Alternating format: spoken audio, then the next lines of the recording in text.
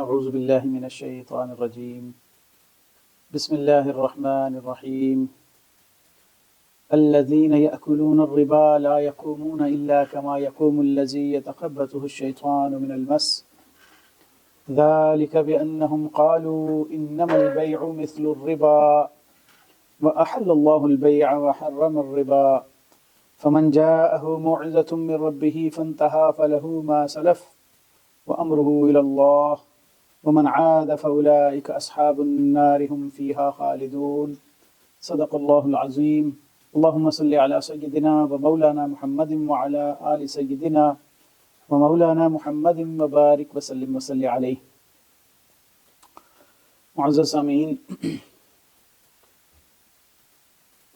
گزشتہ آیات کریمہ میں اللہ تعالیٰ نے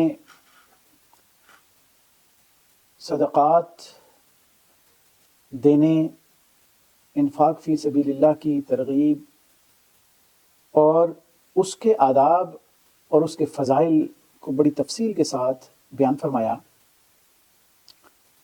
آج کی تلاوت کردہ آیات کے اندر اللہ تعالیٰ نے اس عمل اور اس فعل کا تذکرہ کیا کہ جس عمل کے اندر صدقات تو نہیں ہیں لیکن مال دے کر اس کا بدل لینا اور اس پر اضافہ لینے والا قبیح عمل ہوتا تھا. اس کی تفصیلات بیان فرمائیں. گویا کہ یہ صدقات اور انفاق کے اپوزٹ یہ عمل تھا. جہاں صدقات اور انفاق فی سبیل اللہ کی تشریح کرنا، تفصیل بیان کرنا ضروری تھا، وہاں اس چیز سے بھی انسانیت کو آگاہ کرنا اللہ تعالیٰ نے ضروری انداز میں بیان فرما دیا. اور ان آیات میں سود کی قباحت کو بیان فرمایا، سود کے نقصانات کو بیان فرمایا، اس کی جو تفصیل ہے، اس کے متعلقہ احکام ہیں، ان کو اللہ تعالیٰ نے بڑی وضاحت کے ساتھ، بڑی تفصیل کے ساتھ ان آیات میں انسانیت تک اللہ تعالیٰ نے اس پیغام کو پہنچایا. آغاز اس بات سے کیا کہ جو سود ہے وہ کھانے والے کا انجام کیا ہوگا. یعنی کام اتنا قبیح تھا کہ اس کے انجام کو سب سے پہلے ذکر کر کے بات کا آغاز ہی یہاں سے فرمایا کہ الذین یأکلون الربا، جو سود کھاتے ہیں، لا یقومون الا کما یقوم الذی یتخبطہ الشیطان من المس، وہ قیامت کے دن جب اٹھیں گے تو وہ نہیں کھڑے ہو سکیں گے مگر ایسے کھڑا ہونا کہ جیسے وہ شخص کھڑا ہوتا ہے کہ جس کو شیطان نے چھو کر مخبوط الحواس بنا دیا ہو. یعنی اس کو مدہوش یا بے ہوش نہیں قرار دیا بلکہ مجنون کی طرح قرار دیا، جو شور شرابہ بھی کرتا ہے، جو ہوش و حواس میں ہوتا ہے لیکن وہ مخبوط الحواس ہو جاتا ہے. اس کو اپنے اعمال کا پتہ تو چل رہا ہوتا ہے، مدہوش اور بے ہوش آدمی کو تو نہیں پتہ چل رہا ہوتا، لیکن مخبوط الحواس بندہ جو ہوتا ہے وہ سو نہیں رہا ہوتا، بے ہوش نہیں ہوتا، بلکہ وہ اس شور شرابہ کو سن بھی رہا ہوتا ہے، دیکھ بھی رہا ہوتا ہے اور اپنی ان چیزوں کو محسوس کرتا ہے. تو قیامت والے دن کا اس کا جو انجام ہے وہ یوں بیان فرمایا کہ وہ ایسے ہے جیسے ایسے کھڑا ہوگا جیسے کسی شیطان نے کسی کو چھوپ کر مخبوط الحواس بنا دیا ہو. اسی آیت کے استنباط کے طور پہ علامہ آلوسی رحمۃ اللہ علیہ نے یہ لکھا ہے کہ اس کا مطلب یہ ہے کہ شیطان یا شیاطین اور جنات کے شر پہنچانے سے انسان مخبوط الحواس ہو سکتا ہے. اس کے مخبوط ہونے میں جہاں اس کے اندر سودائی مادوں کی کثرت کی وجہ سے وہ مجنون ہو سکتا ہے، وہ مخبوط الحواس ہو سکتا ہے، اسی طرح جنات اور شیاطین کے شر اور اس کی جو تکلیف پہنچانے سے بھی اس کے حواس کے اندر جو ہے وہ خرابی پیدا ہو سکتی ہے. بہرحال یہ ایک ضمنی طور پہ اس کے اندر مفسرین نے اس بات کو لکھا، لیکن یہاں پہ مقصود یہ ہے کہ اس کی حالت بہت بری ہوگی. قیامت والے دن جب وہ اٹھے گا تو اس کی یہ حالت ہوگی. اور اس کی وجہ کیا ہوگی؟ فرمایا کہ ذالک بانہم قالوا انما البیع مثل الربا، یہ اس وجہ سے ہوگا کہ انہوں نے یہ کہا، ان لوگوں کا یہ کہنا تھا، وہ جانتے بوجھتے ہوئے اس خرابی کے اندر مبتلا رہتے تھے، اور انہوں نے یہ کہا کہ انما البیع مثل الربا، کہ جو تجارت ہے، خرید و فروخت ہے، وہ بھی تو سود ہی کی طرح ہے. گویا سود اور تجارت کو ایک چیز قرار دیتے تھے اس لیے اللہ تعالیٰ نے ان کا یہ انجام کیا کہ ان کو مخبوط الحواس بنا کر کھڑا کر دیا. وجہ یہ ہے کہ یہ بھی تو ان کے مخبوط الحواس ہونے کی علامات تھی نا، کہ ایک چیز بدیہی ہے، ایک ظاہری چیز ہے جس کی خرابی کا پوری دنیا کو پتہ ہے، وہ بجائے اس کے کہ اس خرابی کو ایکسیپٹ کرتے اور اس سے بچ جاتے، وہ جانتے بوجھتے ہوئے وہ یہ کہنے لگے کہ بھئی بے جو ہے، خرید و فروخت ہے، وہ بھی تو سود ہی کی طرح ہے، اس میں بھی اضافہ ہوتا ہے، ربا میں بھی اضافہ ہوتا ہے. تو گویا استہزاء کرتے ہوئے انہوں نے یہ بات کہی. حالانکہ اس کا جو ترتیب ہو سکتی تھی کہنے کی وہ یہ ہو سکتی تھی کہ جو سود ہے وہ بھی تو بے کی طرح ہے، سود بھی تو خرید و فروخت کی طرح یوں کہتے، لیکن انہوں نے کہا کہ بے جس کو تم جائز سمجھتے ہو وہ اس میں بھی تو اضافہ سود ہی کی طرح ہوتا ہے. تو الٹ بول کے انہوں نے استہزاء کے طور پہ یہ بات کہی. تو چونکہ انہوں نے یہ چیز ایک بدیہی حقیقت کو سمجھتے ہوئے انہوں نے اس کو الٹ کہا، مخبوط الحواس بندوں کی طرح بات کہی، تو اسی لیے قیامت والے دن اللہ تعالیٰ ان کو مخبوط الحواس بنا کے اٹھائے گا، کیونکہ ان کا جو انڈرسٹینڈنگ ہے، ان کا فہم ہے، وہ دنیا میں ہی مخبوط ہو چکا تھا اور وہ خلط ملط ہو گیا تھا. انہیں یہ بدیہی حقیقت ہی سمجھ نہیں آ رہی تھی اور انہوں نے اس کو اس انداز سے لیا. اللہ رب العزت نے ارشاد فرمایا کہ حالانکہ حقیقت یہ ہے، ریالٹی یہ ہے کہ وَأَحَلَّ اللَّهُ الْبَيْعَ وَحَرَّمَ الرِّبَا. اب عقلی طور پہ اگر ان کا اس کا جواب دینا ہوتا تو یوں دیا جاتا کہ بھئی سود اس وجہ سے حلال ہے، حرام ہے، اور بے اس وجہ سے جو ہے وہ حلال ہے. عقلی طور پہ اللہ تعالیٰ نے اس کا جواب نہیں دیا، حکمی انداز کے ساتھ جواب دیا ہے، اور حکم دیتے ہوئے ارشاد فرمایا کہ یہ تمہاری کیا بات ہے کہ احل اللہ جو یہ کیا تمہاری بات ہے کہ تم کہتے ہو کہ بے اور سود ایک طرح کی ہے، ربا ایک طرح کی چیز ہے. وَأَحَلَّ اللَّهُ الْبَيْعَ وَحَرَّمَ الرِّبَا. حقیقت یہ ہے کہ اللہ رب العزت نے بے کو حلال قرار دیا ہے اور سود کو حرام قرار دیا ہے، تمہارے یہ اتنا ہی کافی ہے. اگرچہ اس کی تفصیلات بھی بیان فرمائیں، لیکن یہاں حکم کے انداز میں بیان فرمایا کہ ایک خالق اپنی مخلوق کو کسی چیز کے حلال اور حرام ہونے کی بات کر رہے ہیں تو حلال چیز اس کے فائدے کی ہوگی اور حرام چیز اس کے نقصان کی ہوگی. اتنی فہم ہی کافی ہے، اتنا حکم ہی کافی ہے. لہٰذا یہ بات سنو اور سمجھو کہ احل اللہ البیع، اللہ نے بے کو تو حلال قرار دیا ہے، وحرم الربا، اور اللہ تعالیٰ نے سود کو حرام قرار دیا ہے. یہ بنیادی وجہ ہونی چاہیے تھی بے کو اختیار کرنے کی اور سود سے بچنے کی. تو کیونکہ اس کی شناعت اور اس کی خرابیاں اتنی زیادہ ہیں سود کی کہ وہ حلال اللہ تعالیٰ نے اس کو حرام چیزوں کی کیٹیگری میں ڈال دیا. فمن جاءہ موعظۃ من ربہ، پس جس کے پاس اس کے رب کی طرف سے یہ وعظ، یہ نصیحت آ گئی، فانتہا، اور وہ رک گیا، فلہ ما سلف، تو پھر جو گزر گیا وہ اس کے لیے ہے. اب وہ گزری ہوئی چیزوں کو واپس کرنا یا وہ اس کے لیے نہیں ہوگا، جو گزر گیا سو گزر گیا. اب پچھلی چیزوں کے لیے اس کو اس پر قید نہیں لگائی جائے گی، اس کو گنہگار قرار نہیں دیا جائے گا، اس پر جو ہے اس کی وجہ سے عذاب نہیں ہوگا. وَأَمْرُهُ إِلَى اللَّهِ، شرط یہ ہے کہ اس نے اگر اللہ تعالیٰ کے دربار میں توبہ کر لی ہے، آئندہ اس سے بچ گیا ہے اور اس عمل پر حکم پر عمل پیرا ہونا شروع کر دیا ہے، تو اب وَأَمْرُهُ إِلَى اللَّهِ، اس کا معاملہ اللہ کے سپرد ہو گیا. اب اللہ اس کے دل کے حال کو جانتا ہے کہ وہ سچی نیت سے اس نے اس حکم کو قبول کیا ہے اور وہ اس عمل میں آگے سچی نیت کے ساتھ بڑھے گا، یا کوئی اس کی نیت کے اندر کھوٹ ہے اور وہ اس کے اندر مبتلا رہے گا. وَأَمْرُهُ إِلَى اللَّهِ، اس کا حکم، اس کا معاملہ اللہ تعالیٰ کے ذمہ ہے. وَمَنْ عَادَ، لیکن اگر کوئی دوبارہ اگر کسی نے ایسا کیا، دوبارہ لوٹ کے آتا ہے، دوبارہ اس کام کو کرتا ہے، پھر اس میں مبتلا ہو جاتا ہے، پہلے تو جو ہوا سو ہوا، لیکن اب اگر دوبارہ اس نے اس عمل کو کیا تو فَأُولَٰئِكَ أَصْحَابُ النَّارِ، یہی لوگ جہنم والے ہیں، یہ جہنم والے ہیں، کیونکہ اللہ کے حکم کی واضح نافرمانی ہے یہ کہ جس کام سے اللہ نے روکا ہے اب دوبارہ اس کے اندر مبتلا ہو جاتا ہے. ہم فیہا خالدون، اس میں ہمیشہ رہیں گے. اور سود کے نقصانات کیا ہیں اور اللہ تعالیٰ نے سود کو کس کیٹیگری میں ڈالا؟ فرمایا کہ یمحق اللہ الربا ویربی الصدقات. اللہ تعالیٰ یمحق اللہ الربا، اللہ تعالیٰ سود کو گھٹاتا ہے، سود کے جو برکات ہیں ان کو گھٹاتا ہے، سود کے مال کو گھٹاتا ہے، دونوں چیزیں سے مراد ہے. ویربی الصدقات، اور صدقات کو اللہ تعالیٰ بڑھاتا ہے اور اس کی برکات کو بڑھاتا ہے. بظاہر اگر نظر آ بھی رہا ہو نا کہ کوئی شخص سود لے لے کے بڑا مالدار ہوا ہے، تو مال اور جو اسباب اور سامان راحت ہے نا، یہ کبھی بھی راحت کا سبب نہیں ہو سکتا. یہ سامان راحت ہے لیکن یہ بذات خود راحت نہیں ہے. ضروری نہیں کہ جس کے پاس بڑی لگژری گاڑی ہو تو وہ انسان راحت میں بھی ہو. ضروری نہیں کہ وہ تمام سامان آسائش اور راحت لے کے پھر سکون سے ان کو حاصل بھی کر رہا ہو.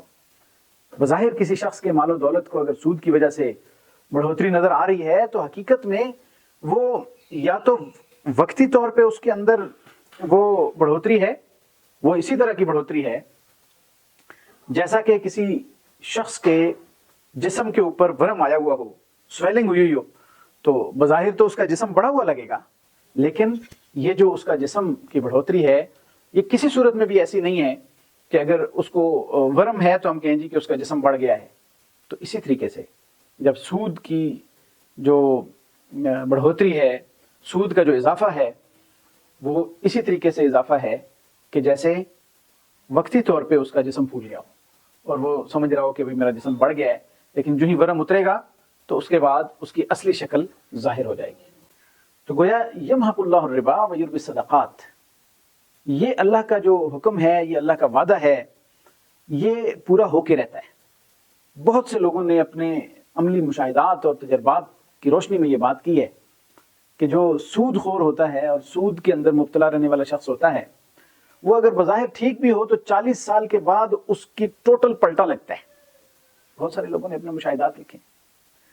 اگر دنیا میں وہ اسی طرح خوشحالی کی حالت میں بظاہر خوشحالی کی حالت میں چلا بھی جائے تو اس کو جاتے ہی اللہ کی طرف سے جو عذاب ملے گا اور تکلیف پہنچے گی، اور جو اللہ نے وعدے کیے ہیں قیامت والے دن ان کی پکڑ کے، اعمال میں برکت تو رہی نہیں، اس کے اعمال بھی ضائع ہو گئے اور اس کی جو ہے نا وہ ٹوٹل معیشت استحصال کی بنیاد پہ، ظلم کی بنیاد پہ ہو، تو لوگوں کے جو حقوق پورے کرنے کے اوپر ہی اس کے سارے اعمال نکل جائیں گے تو وہ اللہ کی پکڑ میں آئے گا اور اس کا کوئی بڑھوتری نہیں ہے. اس کے دیگر اعمال کو بھی کم کرے گا یہ سود، اور صدقات اس کی دنیا میں بھی ترقی کا باعث ہے اور آگے اس کے جو کئی گنا اجر اللہ تعالیٰ عطا کرے گا تو وہ اس پہ اضافی چیز ہے. واللہ لا يحب كل کفار اثیم، اللہ تعالیٰ نہیں پسند کرتا ہر ناشکرے کو اور گناہگار کو، برے اعمال کرنے والے کو، جو اللہ تعالیٰ کے ان احکام کو نہیں مانتا اور اس کا انکار کرتا ہے، یا وہ سود لے کر یا دے کر اس طرح کے گناہ میں مبتلا رہتا ہے، تو اللہ تعالیٰ اس کو کبھی بھی پسند نہیں کرتا. اب ایک طرف تو یہ ارشاد فرما دیا کہ سود جو ہے وہ اللہ تعالیٰ نے حرام قرار دیا ہے اور بیع کو حلال قرار دیا ہے، صدقات کو اللہ بڑھاتا ہے اور سود کو اللہ تعالیٰ گھٹاتا ہے، اور ان کو قیامت والے دن جو سود لینے والے ہیں ان کو جو ہے وہ ایسے اللہ تعالیٰ اٹھائے گا جیسے وہ مخبوط الحواس ہو چکے ہوں شیطان کے مس کرنے سے. تو دوسری طرف اللہ تعالیٰ نے اس طبقے کو بھی بیان فرمایا کہ جو اس سود کے استحصالی نظام سے پاک ہیں.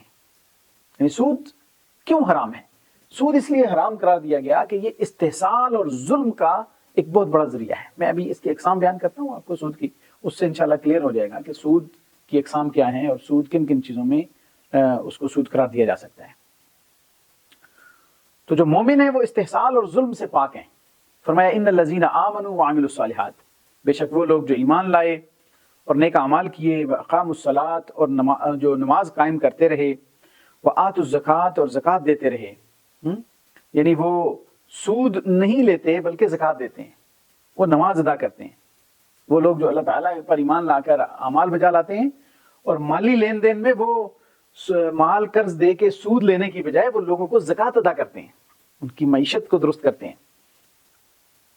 فرمایا لہم اجرہم عند ربہم، ان کے لیے ان کے رب کے پاس اجر ہے، ولا خوف علیہم ولا ہم یحزنون، نہ ہی انہیں کوئی خوف ہوگا اور نہ ہی وہ غمگین ہوں گے. یہاں پہ اللہ رب العزت نے ایمان والوں کی یہ صفت بیان فرمائی، اور آگے کچھ ایسے واقعات جو سود کی حرمت کے احکام نازل ہونے کے بعد پیش آئے ان کا تذکرہ ہے اور وہ موجود ہیں. بنو ثقیف کے مسلمان جو تھے وہ بنو مخزوم کو سود پر قرض کا لین دین تھا ان کا. جب احکام حرمت سود نازل ہوئے تو بنو مخزوم نے بنو ثقیف کے ساتھ اس وجہ سے اس چیز کو ختم کر دیا کہ اب تمہارے اندر یہ چیز حرام ہو گئی ہے. بنو ثقیف کے کچھ لوگوں نے اس وجہ سے مطالبہ کر دیا کہ عین ممکن ہے اس کا اطلاق اس کے بعد ہوگا، اور پہلے جو قبل از حرمت سود جو ہمارے معاملات ہیں شاید وہ چلتے رہنے کی بات ہو. تو مکہ میں حضرت معاذ رضی اللہ تعالیٰ عنہ فتح مکہ کے بعد نبی پاک صلی اللہ علیہ وسلم کی طرف سے وہاں کے گورنر تھے، ان کے پاس واقعہ چلا گیا. انہوں نے یہ واقعہ لکھ کر رسول اللہ صلی اللہ علیہ وسلم کو بھیجا کہ اب اس کا کیا ہونا چاہیے. رسول اللہ صلی اللہ علیہ وسلم نے جب یہ واقعہ ان تک پہنچا تو اللہ رب العزت نے یہ آیات نازل فرما دی، یا ایھا الذین آمنوا، اے ایمان والو، اتقوا اللہ، اللہ تعالیٰ سے ڈرو، وذروا ما بقی من الربا، چھوڑ دو جو بھی باقی سود ہے وہ تم چھوڑ دو، تک کر دو اس کو، ان کنتم مومنین، اگر تم مومن ہو. یعنی جو پہلے والا سود ہے وہ چھوڑ دو، بس اب اس کا خاتمہ کر دو. بنو ثقیف کو جب ان آیات کا پتہ چلا تو انہوں نے پہلے والا سود ترک کر دیا. اور بعض اس کے اپوزٹ بھی تھا کہ مسلمانوں کی طرف کچھ اور لوگوں کا سود بنتا تھا، تو وہ بھی اسی حکم کے تحت ایک قانون بن گیا اسلامی ریاست کے اندر کہ اب نہ تو کوئی سود لے گا اور نہ سود دے گا. تو اس میں ایک لوگوں کی طرف سے یہ اعتراض آیا کہ بھئی مسلمانوں کو جو ہے وہ اپنے طور پہ تو حرمت کر لینی چاہیے تھی، لیکن ہمارا سود تو ہمیں دیں، وہ کیوں روک لیا؟ تو اس کے جسٹ آفٹر 2 ایئرز، 8 ہجری میں مکہ فتح ہونے کے بعد یہ واقعات ہوتے ہیں. تو یہ آیات اور ان کا جو نزول ہوا اور مکہ کے اندر یہ فیصلے ہوئے. 10 ہجری میں آپ صلی اللہ علیہ وسلم نے خطبہ حجۃ الوداع دیا، تو اس میں آپ صلی اللہ علیہ وسلم نے ان لوگوں کو اپنی طرف سے بھی سود معاف کرنے کا اعلان کر دیا کہ جو بھی جاہلیت کے سود ہیں وہ معاف ہیں. سب سے پہلے فرمایا کہ میں عباس بن عبد المطلب کا سود ان لوگوں کو معاف کرتا ہوں. حضرت عباس کا بہت بڑا مال لوگوں کے پاس سود کے لیے گیا ہوا تھا اور اس پر بہت بڑی رقم سود کی بنتی تھی. تو جب اپنی طرف سے معافی کا اعلان کرنے کا آغاز کیا تو یہ ان کا اعتراض بھی ختم ہو گیا کہ یہ صرف جو ہے وہ ہمیں دینے کی جو ممانعت کر رہے ہیں، بلکہ فرمایا کہ وہ ان کا جو مطالبہ ہے وہ بھی اس سے دستبردار ہو رہے ہیں کہ حضرت عباس رضی اللہ عنہ کا سود نہیں لیا جائے گا، جو جن کی طرف بنتا ہے اب وہ ختم ہو گیا. گویا کہ اب تمام لوگوں پر اس چیز کا اطلاق ہوگا کہ نہ وہ سود لیں گے اور نہ دیں گے. دونوں صورتوں کو ختم کر دیا گیا کیونکہ یہ اللہ تعالیٰ کی طرف سے حرمت اس کی نازل ہو گئی. یہ چیز ٹھیک نہیں تھی، اس استحصال کو، اس خرابی کو اللہ تعالیٰ نے بند کر دیا، تمام انسانیت کے لیے ممانعت کر دی. اور پھر اس کا اطلاق آپ صلی اللہ علیہ وسلم نے ایسے نہیں ہے کہ صرف مسلمانوں پر کیا. نجران کے عیسائیوں کو مدینہ کے اندر یا مدینہ کی حکومت کے انڈر جب ان کو اپنا نظام چلانے کی بات کی گئی تو ایک شرط لازمی رکھی گئی کہ سود لین دین نہیں ہوگی. اگر تم سود لین دین کرو گے تو پھر تمہارے ساتھ ہماری دوستی ختم، پھر جنگ کی حالت ہوگی. اگلی آیات میں یہ ارشاد فرما دیا کہ فَإِن لَمْ تَفْعَلُوا، اگر تم یہ جو پچھلا سود ہے، سود کے معاملات ہیں، ان کو نہیں چھوڑو گے، اور وَذَرُوا مَا بَقِيَ مِنَ الرِّبَا، جو تم پر سود باقی ہے اس کو نہیں اس کو چھوڑنے کا جو حکم ہے، فرمایا فَإِن لَمْ تَفْعَلُوا، اگر تم ایسا نہیں کرو گے تو فَأْذَنُوا بِحَرْبٍ مِّنَ اللَّهِ وَرَسُولِهِ، تو پھر تم اللہ اور اس کے رسول کی طرف سے تمہارے لیے اعلان جنگ ہے. اب یہ اس وقت کے لوگوں کے لیے بھی حکم تھا کہ جو نان مسلمز، مسلمانوں کی حکومت کے اندر رہتے ہوئے ان کو جزیہ دینے والے، اگر وہ سود کو حلال سمجھیں گے اور سودی کاروبار کا لین دین شروع کر دیں گے، ان کے خلاف بھی اعلان جنگ ہے. اور اگر کوئی اپنے آپ کو مسلمان کہنے والا بھی اس بات کا ارتکاب کرے گا تو اس کے لیے بھی گویا کہ اعلان جنگ ہے قیامت تک انسانوں کے لیے. اللہ تعالیٰ نے یہ فرما دیا کہ سود کا لین دین کرنے والوں کے لیے اللہ اور اس کے رسول کا اعلان جنگ ہے. پوری دنیا کے اندر جو سود کی وجہ سے خرابیاں آئی ہیں اور نظام تباہ ہوئے ہیں، اللہ تعالیٰ نے تو اس کو روکنے کے لیے سود کی حرمت کا اعلان کیا. لوگ سمجھ نہیں رہے اس بات کو. تو فرمایا کہ وَإِن تُبْتُمْ، اگر تم توبہ کر لیتے ہو، اگر تم باز آ جاتے ہو اور سود سے تائب ہو گئے، گویا کہ یہ بھی لازم ہو گیا کہ اگر سود کو چھوڑ دیا اور اس کی حرمت کو مان لیا تو اس کے بعد توبہ بھی کرنی ہے. فَإِن تُبْتُمْ، اگر تم توبہ کر لیتے ہو، فَلَكُمْ رُؤُوسُ أَمْوَالِكُمْ، تو پھر ایسا نہیں ہے کہ تمہارا اپنا مال جو ہے وہ ضائع ہو جائے اگر تم نہیں چھوڑو گے. فَإِن لَمْ تَفْعَلُوا فَأْذَنُوا بِحَرْبٍ مِّنَ اللَّهِ وَرَسُولِهِ وَإِن تُبْتُمْ، اگر تم توبہ کر لو، یعنی سود کی حرمت کو سمجھ لو اور اس کے حکم کو مان لو، اللہ تعالیٰ کے حکم کو، اور پچھلا سود چھوڑ دو، توبہ بھی کر لو، فَلَكُمْ رُؤُوسُ أَمْوَالِكُمْ، تو تمہارا رأس المال، جو اصل زر ہے جو تمہارا دیا ہوا تھا جس کے اوپر سود لگ رہا تھا، تو وہ تمہارے لیے جائز ہے. کسی کو اگر سود پہ دیا ہوا ہے اور تمہیں توبہ نصیب ہو گئی تو اب تم اس سے اوپر والا سود تو معاف کر دو لیکن اپنی رقم تم واپس لے سکتے ہو. کیونکہ اسلام نہ تو انویسٹر کے ساتھ زیادتی چاہتا ہے اور نہ ہی آگے جو لینے والا ہے قرض اس کو جو ہے وہ زیادتی چاہتا ہے. فرمایا کہ لا تظلمون ولا تظلمون، نہ تم ظلم کرو گے کہ دوسروں سے سود لے لو، اس کے مال کے اوپر بلا معاوضہ پیسے لے رہے ہو، ولا تظلمون، اور نہ تم پر ظلم کیا جائے گا کہ تمہارا اصل مال بھی کوئی دبا لے کہ جی حرام ہو گیا سود وغیرہ چھوڑ دیا ہے تو اب تمہارا اصل مال بھی نہیں دیں گے. دونوں صورتوں میں دونوں کے مال کو پروٹیکشن دی. ظلم اور استحصال کسی ایک سائیڈ کا بھی اسلام کو پسندیدہ نہیں ہے اور وہ ممنوع ہے. اور اب جب کہ یہ ممانعت آ گئی، اب صاف ظاہر ہے جس کو قرض دے رکھا تھا اور وہ قرض جو لوگوں کو ادا ہوا تھا، اب این ممکن ہے یہ کہ جی اب ٹھیک ہے جی سود کا معاملہ ختم ہے تو لاؤ اب میرے پیسے واپس دے دو. اب این ممکن ہے کہ اس کے پاس جس کو سود دیا گیا، جس کو قرض دیا گیا، اس بیچارے کے پاس وسعت نہیں ہے، گنجائش نہیں ہے اس وقت تمہیں قرض لوٹانے کی. تو اللہ نے وہ بھی حکم دے دیا تاکہ ریلیکس ماحول میں ہو. اور عام قرض کے اندر بھی یہی حکم ہے، اور یہ سود والا قرض جو اگر سود کو ختم کیا تو اس میں بھی یہ حکم ہے. کسی بھی طرح کا قرض حسنہ اگر دیا جائے گا، قرض دیا جائے گا تو اس میں یہ حکم ہے. فرمایا کہ وَإِن كَانَ ذُو عُسْرَةٍ، اگر وہ جن کو پیسے دیے ہوئے ہیں وہ تنگ دست ہیں، فَنَظِرَةٌ إِلَىٰ مَيْسَرَةٍ، تو پھر ان کو وسعت آنے تک مہلت دے دو. فَنَظِرَةٌ إِلَىٰ مَيْسَرَةٍ، اس کو وسعت آنے تک اس کو مہلت دے دو. اس پہ کافی تفصیل سے بات مَن يُقْرِضُ اللَّهَ قَرْضًا حَسَنًا کے موضوع پر، اس آیت پر بڑی تفصیل سے یہ بات ہوئی تھی. خلاصہ یہ ہے کہ جو قرض دیتا ہے نا کسی شخص کو کسی خاص مدت کے لیے، بغیر عوض کے، بغیر معاوضہ کے، بغیر سود کے، تو اس کو روزانہ اللہ تعالیٰ اتنی رقم صدقہ کرنے کا ثواب دیتا ہے. روزانہ سال تک قرض دیا تو ڈیلی اس کو اتنی رقم صدقہ کرنے کا ثواب ہے. اور اگر اس کی مدت جتنی مقرر تھی اتنی مدت میں وہ ادا نہیں کر سکا اور اس نے اس کو فناظرۃ الی میسرہ، اس کو آسانی آنے تک مہلت دے دی، اب وہ 1 سال اور ایکسٹینڈ کر دیا، تو حدیث میں آتا ہے آپ صلی اللہ علیہ وسلم نے ارشاد فرمایا کہ اس شخص کو اتنی رقم 2 گنا دینے کا اجر اس وقت تک ملے گا جتنی مدت اس نے ایکسٹینڈ کی ہے. یہ کوئی معمولی چیز نہیں ہے. ایک طرف اللہ نے سود اور اس پہ اضافے پہ قرض کو منع کیا تو دوسری طرف والوں کو ریوارڈ کتنا بڑا دیا. یہ کوئی معمولی چیز نہیں ہے. اس میں ظلم اور استحصال تھا، اس میں معاشرے کے اندر کسی وجہ سے عارضی طور پہ یا دائمی طور پہ کمزور اور مجبور ہو جانے والے افراد کی ہیلپنگ ہے، ان کا بازو پکڑنا ہے، ان کو سٹینڈ کرنا ہے، ان کو اسٹیبلش کرنا ہے. معاشرہ سارا ایک جو ہے وہ اپنے پاؤں پہ کھڑا ہو جائے.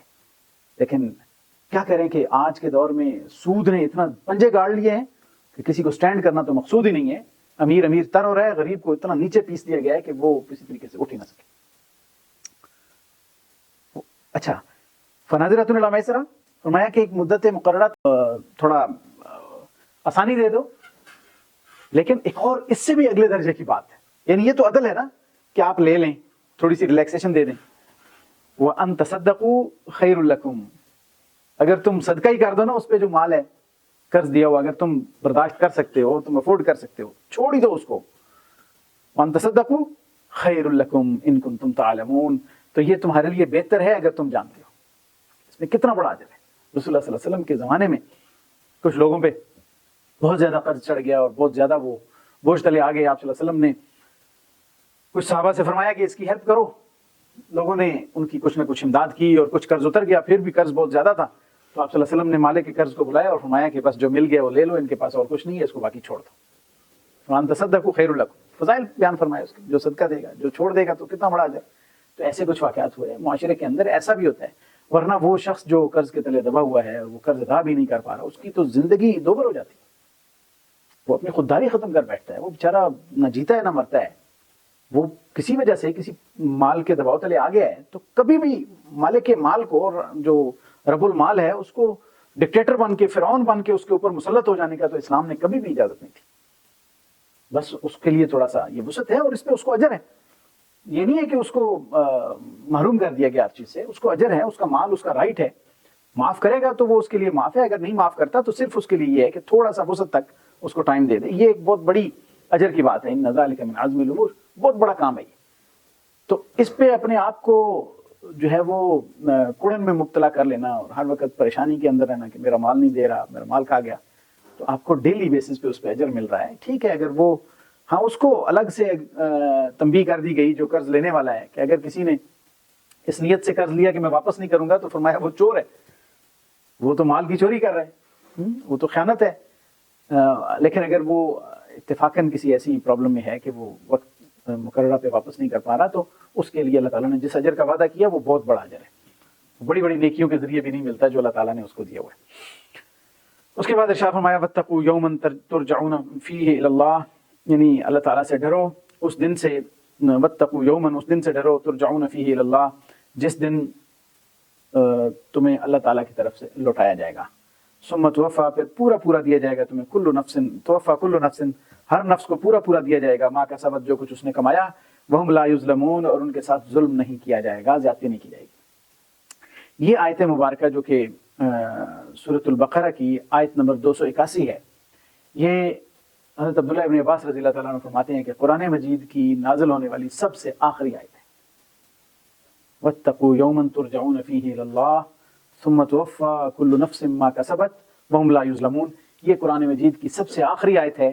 بعض روایات میں آتا ہے کہ اس کے 30 یوم کے بعد رسول اللہ صلی اللہ علیہ وسلم وفات پا گئے، اور بعض میں آتا ہے کہ 9 یوم کے بعد رسول اللہ صلی اللہ علیہ وسلم وفات پا گئے۔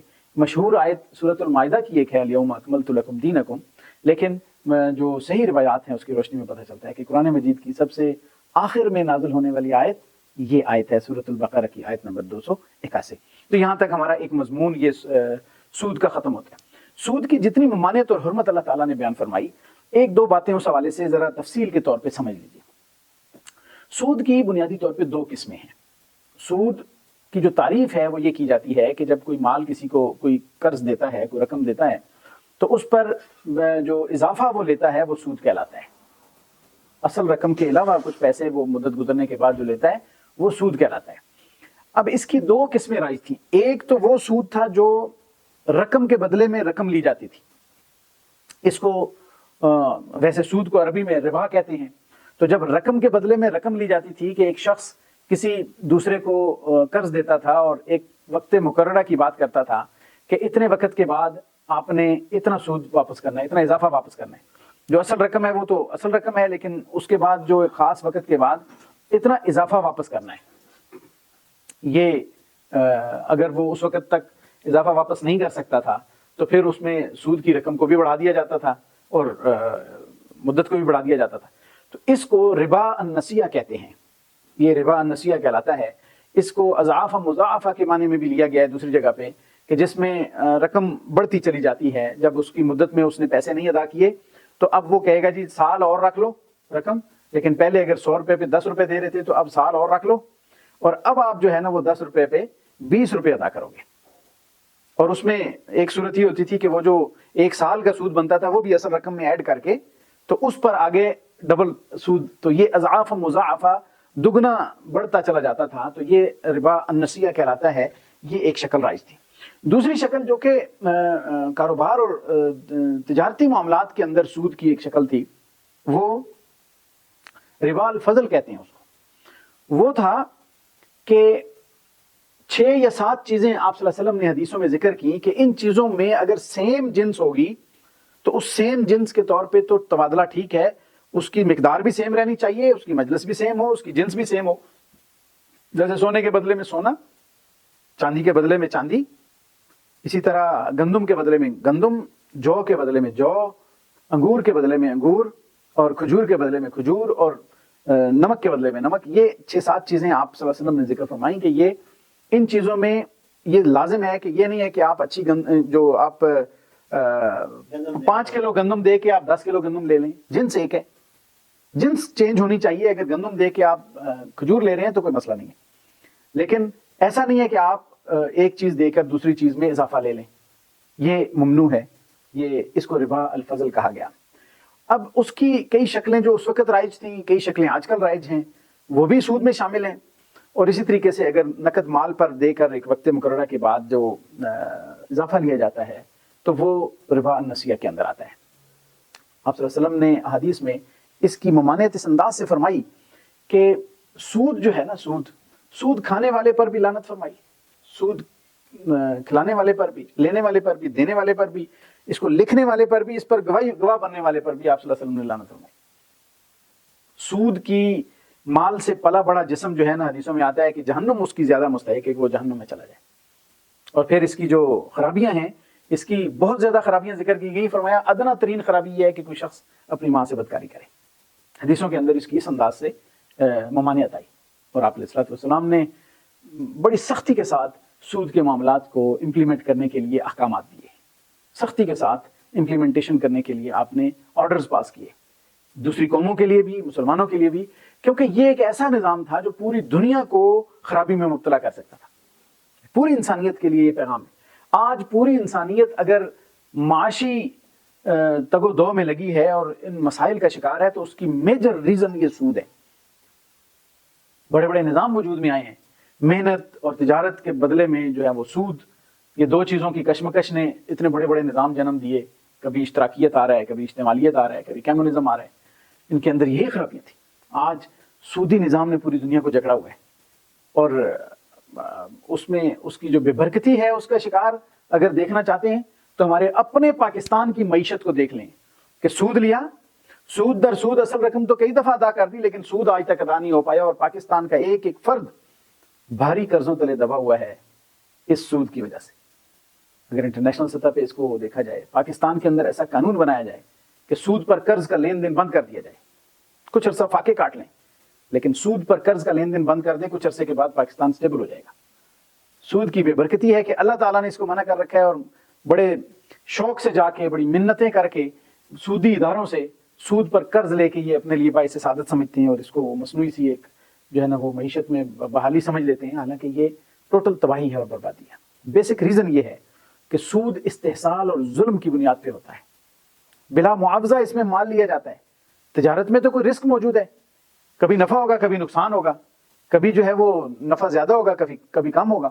یہ تو فکس گھر بیٹھے بٹھائے شخص پیسہ دے دیتا ہے اور پھر اس پہ پیسے لیتا رہتا ہے، پھر اس پہ پیسے لیتا. نو رسک، نو اسٹرگل، بس اگلے بندے کو آپ نے پیسے دے دیے، پیسے پر پیسے. دیکھیں ہم کوئی چیز مال کے بدلے میں خریدتے، ہم نے پیسے دیے، کوئی مال لے لیا، یا مال دیا اور پیسے لے لیے. اب مال کے بدلے میں پیسہ ہے یا پیسے کے بدلے میں مال ہے؟ بدل تو ہے نا اس کا کوئی.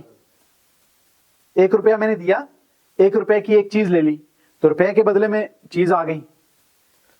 اب جو اس پہ میں نے خرید کر منافع کمایا تھا وہ تجارت ہے، اس میں اس کا بدل موجود ہے. آپ اس کو منافع کے لیے تجارت، چیز کے خرید اور فروخت کے ساتھ کرتے ہیں. جب آپ نے پیسے دیے اور پیسے کے بدلے میں پیسے لے رہے ہیں تو نتیجہ یہ ہے کہ وہ روپے کے بدلے میں تو روپیہ ہے، جو دوسرا روپیہ ہے وہ کس کے بدلے میں ہے؟ وہ تو اضافی ہے. اس لیے جو سود لے لیتا ہے وہ ساری عمر اس کی ادائیگی کے اندر لگا رہتا ہے، وہ اپنی آمدن، اپنی کمائی ساری اس میں لگا دیتا ہے، اس کی ذہنی سکون تباہ ہو جاتا ہے، اس کی جو ہے نا معاشی ترقی رک جاتی ہے. وہ ہر وقت اس فکر میں مبتلا ہوتا ہے، اپنے بچوں کو اچھا کھلا نہیں سکتا، پلا نہیں سکتا، اچھا رکھ نہیں سکتا، اچھا لباس، اچھی تعلیم نہیں دے سکتا. وہ اس فکر میں رہتا ہے، وہ ذہنی مریض بن جاتا ہے اس وجہ سے. اور دوسری طرف ایک شخص گھر میں بیٹھا ہوا صرف پیسہ دے کر اس پر جو ہے نا وہ پیسہ لیتا چلا جاتا ہے. نتیجہ یہ نکلتا ہے کہ امیر امیر تر ہو جاتا ہے اور غریب غریب تر ہو جاتا ہے. تو یہ زکوٰۃ کا نظام اسی لیے دیا کہ لوگوں کو ویسے ان کی کفالت کرو، ان کی معاشی جو ہے وہ دیکھ بھال کرو. صدقات اس لیے لازم قرار دیے گئے کہ معاشرے کے اندر لوگوں کو بھی اپنے ساتھ ساتھ اٹھاؤ. زکوٰۃ دینے کی ریزن یہ بیان فرمائی کہ لا یکون دولۃ بین الاغنیاء منکم، کہ زکوٰۃ اس لیے دینا ضروری ہے لوگوں کو مال میں سے تاکہ جو مال ہے نا، مال دولت، یہ تمہارے اغنیاء کے اندر ہی نہ محصور ہو کر رہ جائے اور گردش ادھر ہی مرکوز ہو جائے، ارتکاز دولت ہو جائے اغنیاء کے اندر، بلکہ زکوٰۃ دینے سے گردش دولت وجود میں آتی ہے. لوگوں کے اندر مال ان کو اپلفٹ کرنے میں زکوٰۃ استعمال ہوتی ہے. اور دوسرا بڑا ذریعہ قرض حسنہ قرار دے دیا کہ اگر کسی کو دینا ہے تو قرض دے دو اور اس پہ اللہ تعالیٰ تمہیں اتنا اجر دے گا. وہ کچھ تھوڑا سا سٹینڈ ہو جائے گا اور معاشرے کا ایک ایکٹیو ممبر بن جائے گا، آپ کا قرض بھی ادا ہو جائے گا اور وہ شخص بھی معاشرے پر بوجھ نہیں بنے گا. یہ انسان کی ایک دوسرے کے ساتھ ہمدردی کو پروموٹ کیا. سود کے اندر خود غرضی کی انتہا ہے، قرض حسنہ اور صدقات کے اندر ہمدردی کی انتہا ہے. یہ دو انتہائیں جو انسانیت والی چیز ہے وہ سود ہو ہی نہیں سکتی. کہ انسانیت کی خود غرضی کے ساتھ انسان اگر زندہ رہتا ہے معاشرے میں تو وہ تو کبھی بھی جو ہے نا وہ معاشرے کا مفید فرد نہیں بن سکتا. ہاں اس کے لیے اللہ تعالیٰ نے تجارت کے ذریعے اپنے مال کا استعمال اور اس کو آگے کیا. یہ ایک جائز طریقہ بتا دیا، تجارت کے ذریعے کمائی کرتا ہے، وہ آمدن لیتا ہے، تو اس کو اللہ تعالیٰ نے اس کے لیے باعث برکت بنا دیا. سود کی بہت زیادہ تفصیلات ہیں، بڑا تفصیلی موضوع ہے، اس موضوع کا احاطہ کوئی ایک درس میں بیان نہیں ہو سکتا، اور پھر صرف یہ فہم قرآن کی جو کلاس ہے اس میں بہت زیادہ تفصیلات سود کی مسائل کی، یہ فقہی مسائل کے اندر بہت آگے تک چلی جاتی ہیں چیزیں۔ اللہ تعالیٰ سے دعا ہے کہ اللہ تعالیٰ نے سود سے بچنے کی توفیق عطا فرمائے، قرآن مجید کا فہم نصیب فرمائے، تاکہ ان مسائل میں کو ہم سمجھ کے اپنی زندگی کا حصہ بنا سکیں۔ وآخر دعوانا ان الحمد للہ رب العالمین۔